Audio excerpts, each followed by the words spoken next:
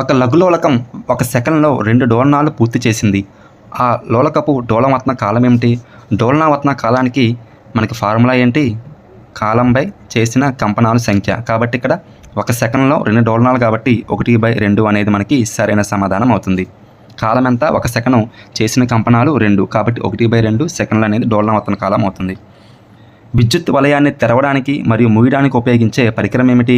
విద్యుత్ వలయాన్ని తెరవడానికి మూయడానికి ఉపయోగించే పరికరమే స్విచ్. మానవులు వినలేని యాంత్రిక తరంగ పౌనపున్యం. మానవులు వినలేని యాంత్రిక తరంగ పౌనపున్యం ఎంత? అసలు మానవుడు వినే శ్రవ్య వ్యవధి ఎంత మనకి? 20 హెర్ట్జ్ నుంచి 20 కిలో హెర్ట్జ్ వరకు, అంటే 20 హెర్ట్జ్ నుంచి 20,000 హెర్ట్జ్ వరకు. కాబట్టి కింది ఇచ్చిన ఆప్షన్స్లో ఆ రేంజ్లో లేనిదే మనకి సరైన సమాధానం అవుతుంది. 15 హెర్ట్జ్ అనేది మనకి 20 హెర్ట్జ్ కంటే తక్కువ కాబట్టి మానవుడు వినలేని యాంత్రిక తరంగ పౌనపున్యం అంతా 15 హెర్ట్జ్.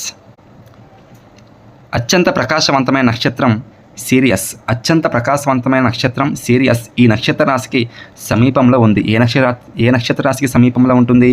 ఓరియన్ నక్షత్ర రాశికి సమీపంలో ఉంటుంది. కింది వాటిలో సరికాని వాక్యము. CO2 వేడిని బంధించడమే కాక అంతరిక్షంలోని వేడిమిని పోకుండా చేస్తుంది. సరి అయినదే. CO2 వేడిని బంధించడమే కాక అంతరిక్షంలోకి వేడిమి పోకుండా చేస్తుంది. సరి అయినదే. గాలిలోని అధిక CO2 కాలుష్య కారకంగా పనిచేస్తుంది. సరి అయినదే. మీథేన్, నైట్రస్ ఆక్సైడ్లు, గ్రీన్ హౌస్ వాయువులు. సరి అయినదే. సముద్ర మట్టాల నీటి పెరగడంలో గ్లోబల్ వార్మింగ్ కారణం కాదు అన్నాడు, కానీ సముద్ర మట్టాల నీటి మట్టం పెరగడానికి గ్లోబల్ వార్మింగ్ కూడా ఒక కారణమే. పుష్పంలోని స్త్రీ ప్రత్యుత్పత్తి భాగం ఏమిటి? పుష్పంలోని స్త్రీ ప్రత్యుత్పత్తి భాగం అండకోశం. పుష్పంలో పురుష ప్రత్యుత్పత్తి భాగం కేసరావళి.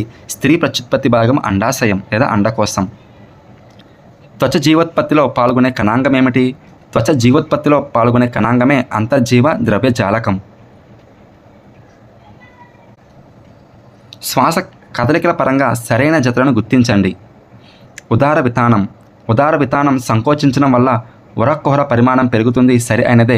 ఉదార వితానం సరళడం వల్ల ఉరక్కుహర పరిమాణం తగ్గుతుంది. కాబట్టి ఆప్షన్ ఏ, ఆప్షన్ డి అనేవి మనకి సరి అయినది. మూత్రంలో అధికంగా ఉండే అణుఘటకం ఏమిటి? మూత్రంలో అధికంగా ఉండే అణుఘటకం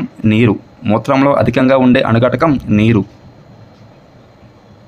పొలం గట్లపైన ఈ మొక్కలు పెంచడం నేలలో నైట్రోజన్ నిల్వలు పెరిగేందుకు సహాయపడుతుంది. ఏ మొక్కలను? గ్లైరీసీడియా మొక్కను పొలం గట్లపై పెంచడం వల్ల నేలలో నైట్రోజన్ నిల్వలు పెరుగుతాయి.